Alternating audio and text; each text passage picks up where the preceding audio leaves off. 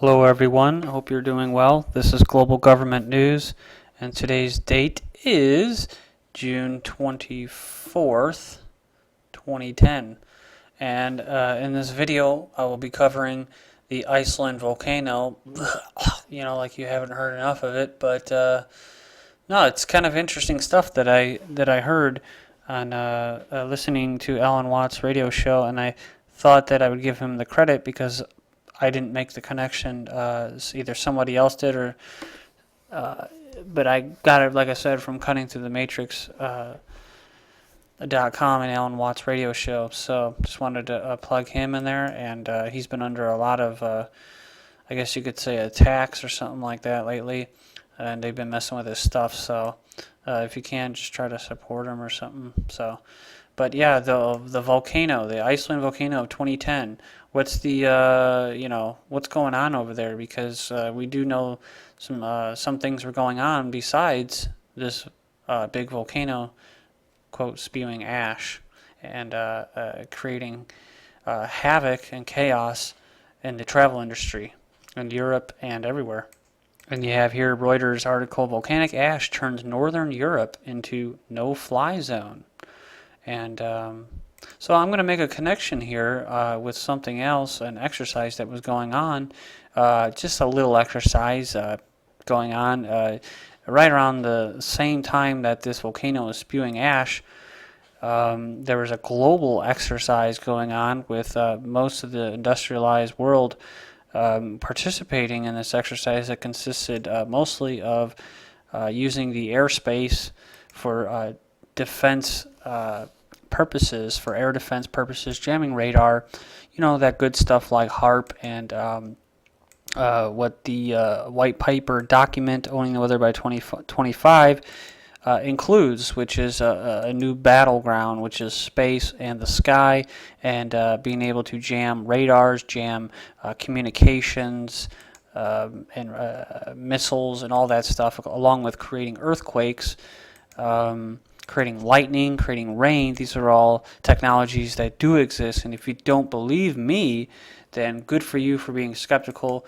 Go do the homework on your own, and you'll figure out and learn very quickly that the world that you thought was real is not what you thought it was. And so you need to wake up and learn that these things do exist, and these technologies are in the hands of these global pro-globalist countries, and the people that do run this planet indirectly. It is in their hands, and it does exist. So without going any further into that, let's check out what this exercise. We go on to the website here for Germany, I believe it is, and if this is not the official site of the German Air Force, then someone please put in the comment board and correct me, but I was a little surprised that it's still called a Luftwaffe, but maybe that's, I don't know. I don't know German. Maybe it just means Air Force or something like that. So, but anyways, the point is NATO Response Force Exercise Brilliant Ardent 2010. That's right, folks. There was an exercise called Brilliant Ardent, and it was a large scale, not my words. I'm not sensationalizing this or stretching the facts. It's a large-scale NATO Response Force Air Live, for the Air Live exercise to be hosted by Germany over the period of April 12th to the 22nd, 2010. April 12th to the 22nd, 2010. Air forces from the Czech Republic, France, Germany, Italy, Poland, Turkey, and the USA will to participate in the exercise. BAT-10 will be directed and controlled from Izmir, Turkey, by Commander Allied Air Commander Izmir. And just to give a brief background or history on the actual volcano itself, I went to Wikipedia. Some people say that's not a good source, but it's usually the fastest, quickest source that comes up. And they do document their stuff. So, I went into here and let's look at this. And, they do have real sources in there that are from universities and whatnot.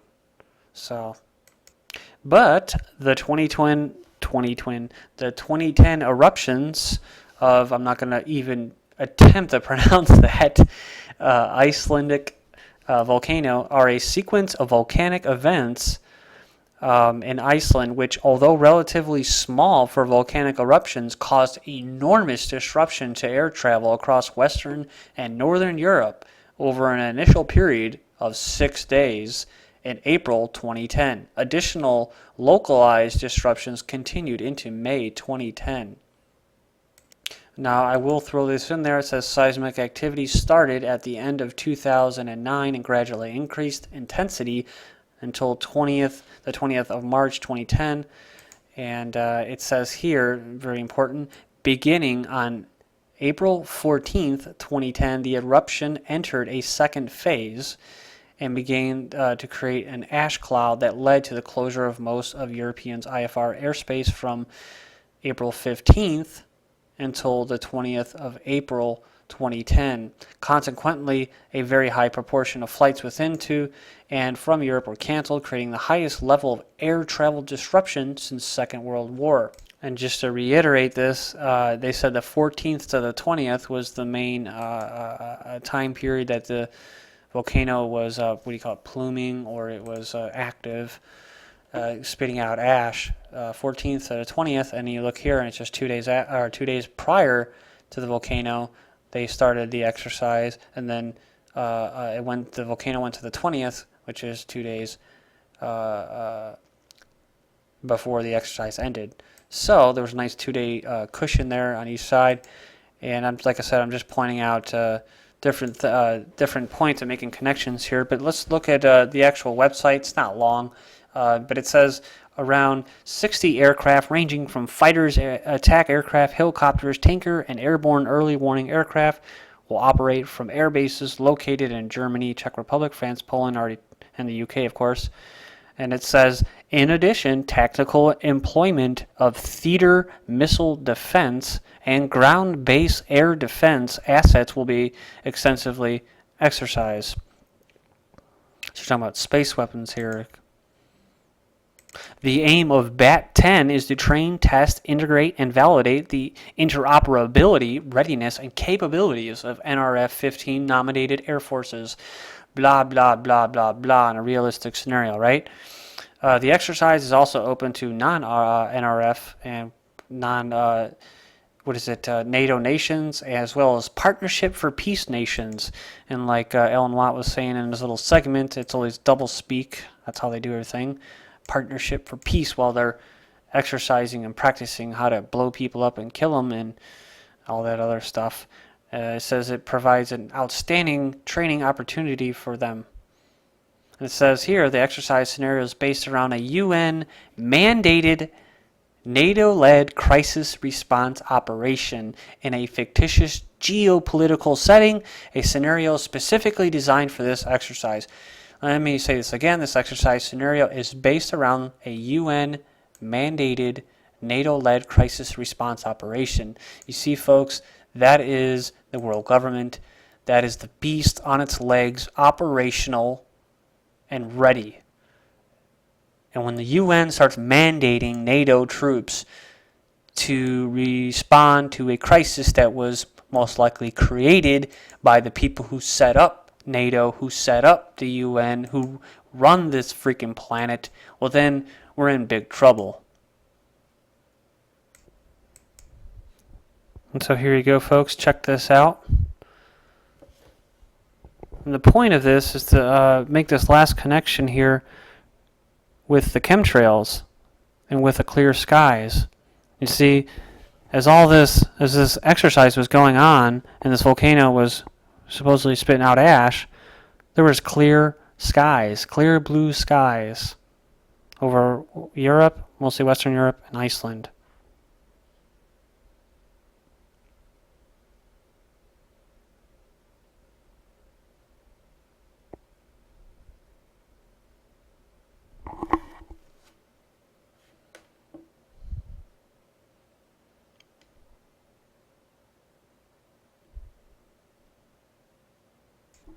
But that's what you need when you're running a global exercise. Clear skies with no airplanes. Thank you.